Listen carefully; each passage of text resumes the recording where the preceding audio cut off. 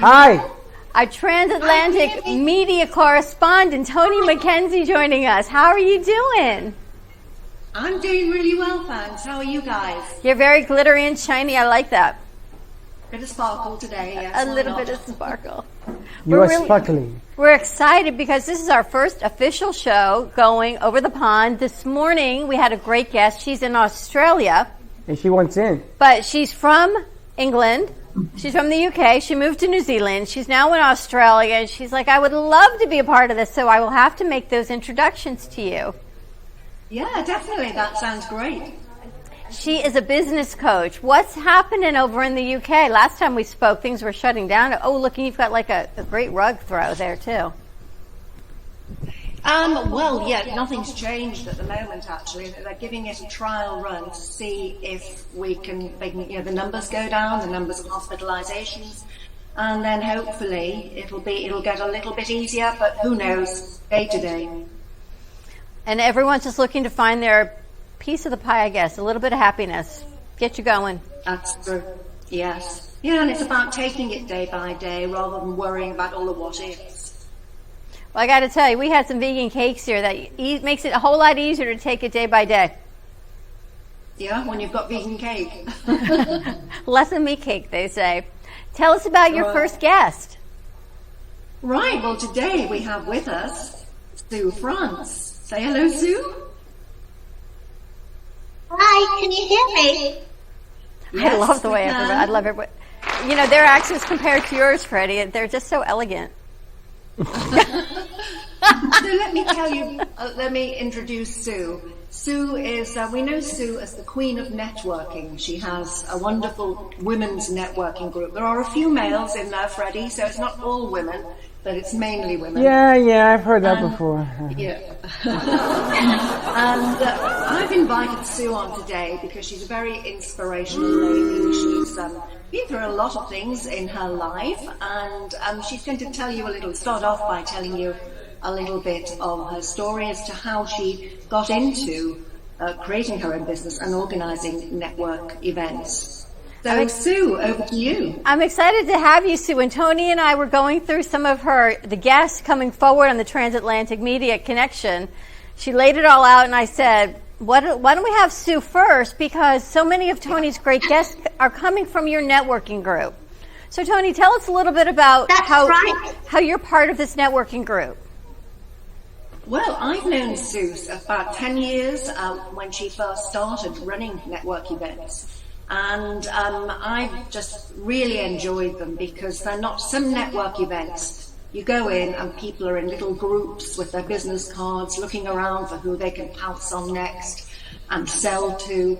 But Sue's are so different, and she will tell you more about them herself, but they're very relaxed. And when we can go out and about and meet up, they're held in the most beautiful places. She always manages to find great venues, maybe a brand new beautiful hotel or restaurant, and all the ladies dress up and go along and just enjoy each other's company socially. But of course at the same time you're making connections, and even if those people you meet are not potential clients, they know other people who might be, so it's just done in a very relaxed, enjoyable way. Wow, well, welcome, Sue. It's a pleasure to meet you. Thank you. I've been so excited about this.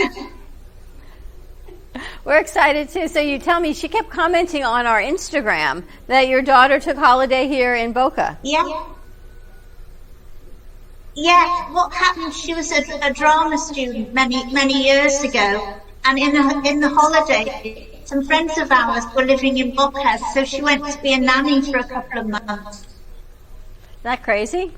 It's interesting. She's in France? England. Her name is Sue France, but she lives in England. I had queued up "Welcome to the Brooklyn Cafe" in French. I guess I got to go back to English. Cue Brooklyn Cafe in English for you. Yeah. Not French.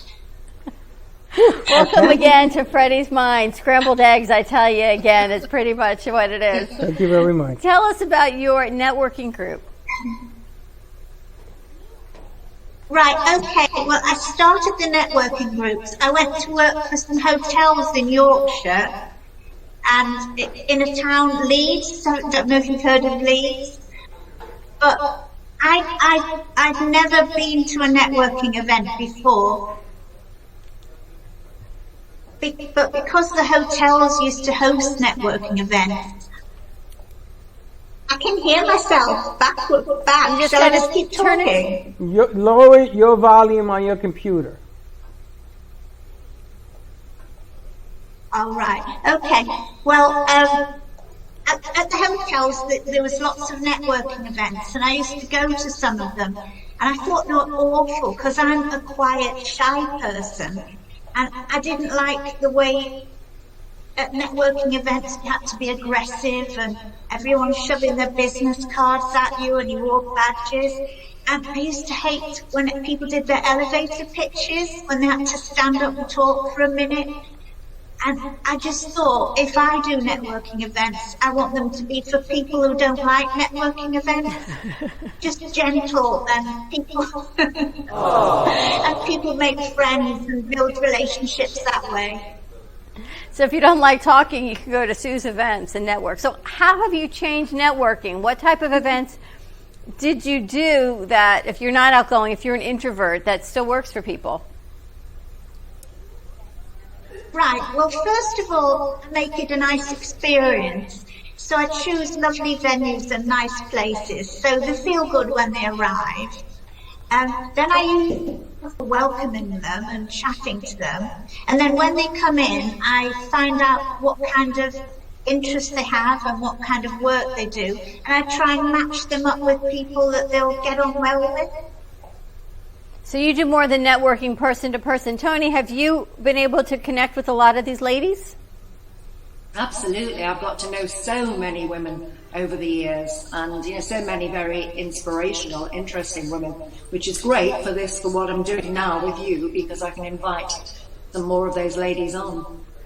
And it's interesting because people from all over the world are actually writing to join, men and women. It's been mostly women. But they're asking to join because the message of networking, the message of sending product back and forth, the philosophies, the coaching, and everything else, at this time right now is very much in demand. Because together, maybe we can figure out how to put something together so we can all continue the work, not just individually. Yeah. And it's quite different now, because before, when I did my networking events, everyone was meeting face to face, and now it's all online, and you have to have a different skill. I'm still having events. I'm having virtual events, and I'm still trying to match people and can't sit people next to people. But I can work out who will run well with people. But it does mean people from all over the world. It's opened it all up. It's totally opened everything up for networking. What are most of the business types that you have in your group? They're mostly solo entrepreneurs, mostly people that have started their own businesses. But I do get some of the events sponsored by the banks in England, so accountants and lawyers and corporate people as well, so quite a mixture. It's interesting because it's totally changed, and it's a lot of women, and you can do it globally. And how are you finding the structure, Toni, doing this virtually? Well, I personally go to the events because I enjoy the whole social thing. So I'm not as much into the virtual ones. Some of them I've attended, and Sue's are great, but for me, the main attraction is getting dressed and going out and meeting people and chatting, and it's not quite the same doing it online. But as I say, Sue's doing it very well.